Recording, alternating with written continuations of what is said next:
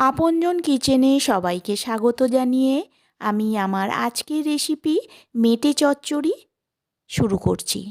তা চলুন শিখে নিন কিভাবে মেটে চচ্চড়ি তৈরি করতে হয়।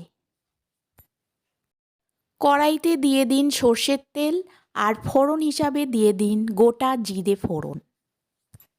মশলার মধ্যে দিয়ে দিন পেঁয়াজ বাটা, আদা বাটা, রসুন বাটা আর 2-3টে শুকনো লঙ্কা বাটা।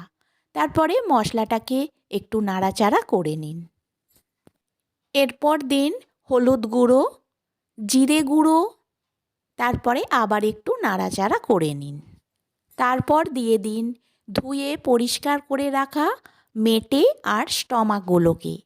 তারপরে আবার একটু মশলার সাথে মেটে স্টমাকগুলোকে কষিয়ে নিন।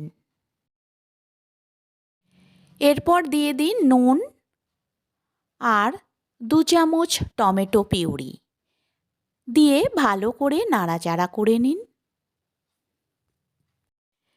দেখুন আমার মশলাটা খুব সুন্দরভাবে কষানো হয়ে গেছে, মশলার থেকে তেল ছাড়তে শুরু করে দিয়েছে।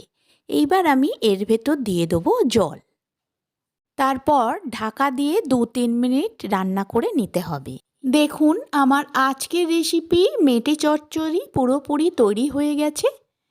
এই রেসিপিটা আপনারা গরম গরম ভাত, রুটি, পরোটা, লাচ্চা পরোটা সবার সাথেই খেতে পারেন। খুবই টেস্টি একটি রেসিপি। রেসিপিটা ভালো লাগলে লাইক, শেয়ার, কমেন্ট করবেন। আর চ্যানেলে নতুন হয়ে থাকলে চ্যানেলটিকে সাবস্ক্রাইব করে রেখে দেবেন লেটেস্ট ভিডিও পাওয়ার জন্য।